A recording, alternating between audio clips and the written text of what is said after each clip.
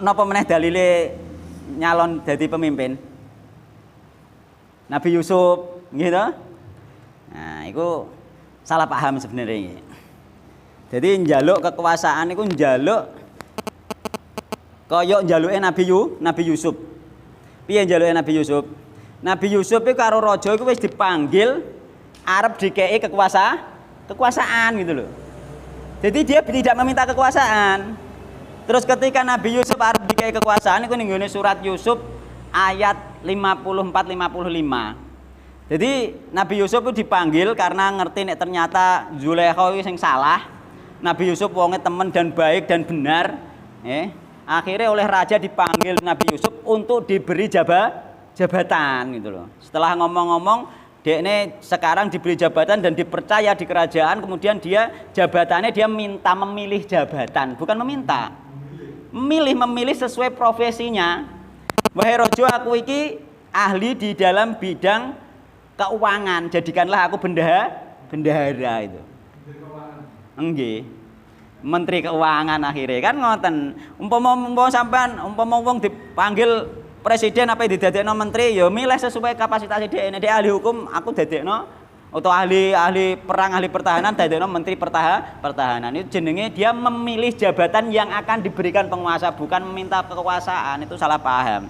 Ya maksudnya meminta kekuasaan tersebut sesuai apa nih mau? Sesuai napa? Kemampuannya dia itu loh.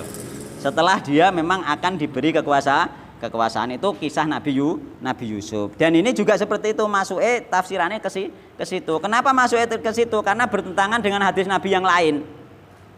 Sehingga harus dimasukkan ke ayat surat Yusuf. Hadis Nabi yang lain diantaranya riwayat Imam Bukhari, Muslim tentang masalah kekuasaan.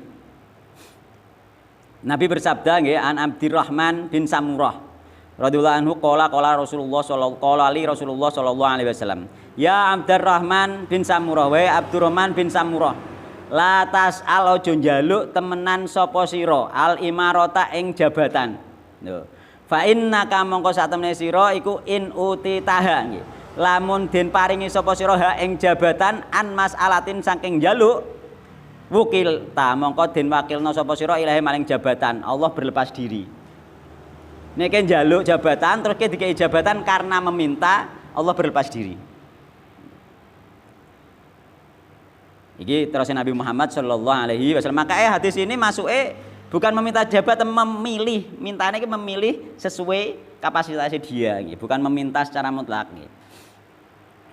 Wa in utitaha lamun den paringi nggih. Wa in utitaha lamun den paringi sapa sira ing jabatan min ghairi mas'alatin tanpa meminta. Kaya Nabi Yusuf diceluk apa dikai jabatan terus lagi memilih, maka ainta mongko nulung sinten Allah nggih alaiha ing atase ainta mongko nulung nggih sinten Allah ing sira nggih alaiha ing atase jabatan. Rawahul Bukhari Muslim. Ditulung Allah ketika dia tidak meminta, maka ditulung Allah gitu. Nah, ini diantarane sabdane Nabi Muhammad SAW Bukhari Muslim, maka kita itu dilarang meminta. Mulane aja nyalono petinggi itu sebenarnya dilarang. Terus piye sebenarnya jabatan-jabatan itu ditunjuk dari atas sebenarnya ini. Jadi menunjuk tunjukan, bukan pilihan, bukan jaluk dipilih, bukan tunjukan sebenarnya. Yang kalau misalnya kalau seorang itu mengikuti tes jadi kepala sekolah itu meminta atau enggak mengikuti tes kepala sekolah contohnya ada kesempatan ada tes mengikuti itu kalau dikatakan meminta jabatan atau tes pegawai negeri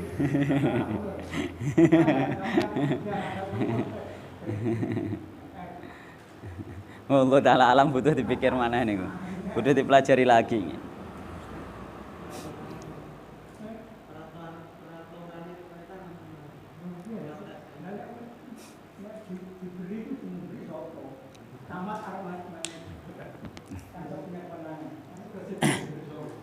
Allah Ta'ala alam itu butuh ilmu fikih yang mendalam. Butuh ilmu fikih yang mendalam nggih.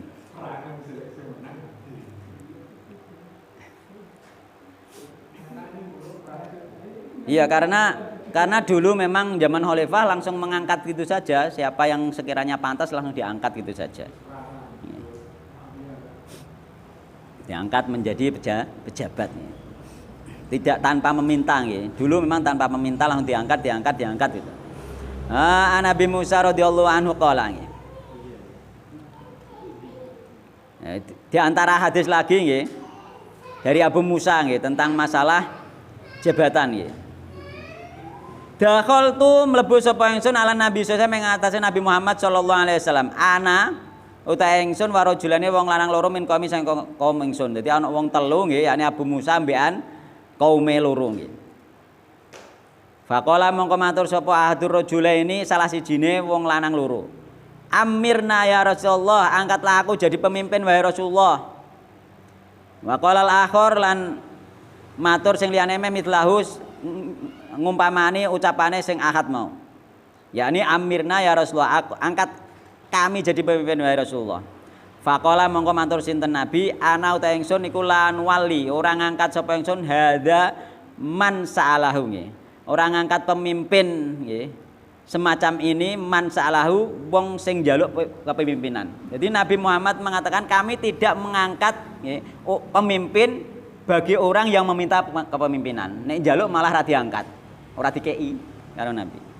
Walaman lan ora ing atase wong haroso kang tamak alaihi ing atase kepemimpinan.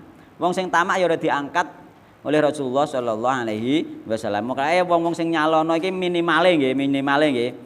Minimale iku kira-kira nek wonge gak tamak insyaallah lebih mending. Jadi memang dia gak pengen di jabatan nggih, tapi nyalon. Wonten mboten? Gak pengen di jabatan tapi nyalon. Tujuannya ingin membenahi umat misalkan. Ono mboten? Nek tak delok kaya-kaya rata-rata kok pengen mergawe. Kan ngoten lho masalahe niku. Lah saumpama ana sing ngoten insyaallah mending lah ngoten lho nggih. Mergo ning kene Nabi nek muni apa walaman harasu alaihi. Orang yang tidak tamak nggih terhadap jabatan gak pengen dhek.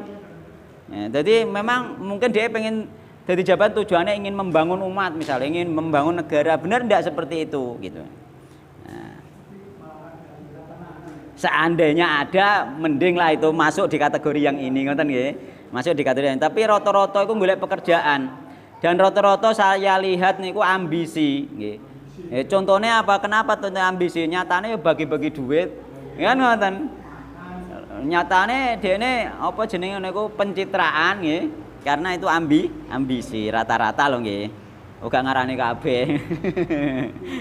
Kita memandang dari kacamata umum nggih, kacamata umum. Mungkin ada 1-2 orang yang memang ikhlas ingin berjuang, ya mungkin saja kita tidak tahu kan. Itu di dalam hatinya orang masing-masing gitu. Tapi yang jelas nggih, kaidah secara umum oleh Nabi dilarang mencalonkan diri untuk menjadi pemimpin ya. Dan bahkan ketika dia mencalonkan atau meminta untuk dipilih menjadi pemimpin, ketika dia jadi pemimpin tidak ditolong oleh Allah Subhanahu wa taala. Ini yang repot itu loh, tidak ditolong oleh Allah Subhanahu wa taala ya. Dalam hal kepemimpinannya tadi, sehingga dia tidak akan amanah dan tidak mampu, meskipun dia orang yang soleh, asale soleh. Ketika dia mencalonkan diri jadi petinggi misalnya, jadi petinggi dia tidak akan ditolong Allah, sehingga dia dengan menjadi petinggi tidak bisa berbuat adil, tidak bisa menjalankan syariat di situ. Dia akan ditolong oleh Allah Subhanahu wa taala. Itu bahayanya di situ. Wallahu taala alam ya. Kita hanya kaidah umum saja, masalah nanti praktek secara tafsil terperinci ya sudah kita serahkan kepada ahlinya masing-masing ini. Kulo hanya membahas secara umum saja ngoten ya. Secara umum seperti itu.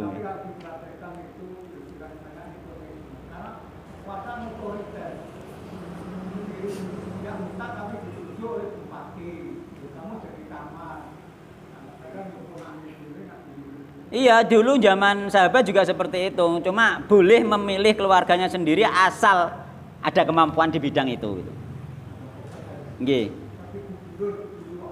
Nggih. Lah nggih. Memang dulu para sahabat Nabi juga seperti itu, di antaranya teman-temannya dan juga saudara-saudaranya. Karena apa? Dia tahu kemampuannya gitu loh.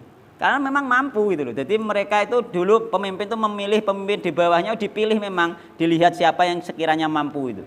Meskipun keluarganya sendiri itu. Kan kalau memang seperti itu luar biasa. Cuma saya yang jadi masalah nek pemimpinnya ku gak ngerti agama, dia milih pokoknya yang penting keluarganya, yang penting batas, yang penting kancane, mampu gak mampu, yang penting jadi nenek ngono lah beda. Utawa yang penting sing ngekeki duit kan ngoten. Nah itu ya repot akhirnya kan.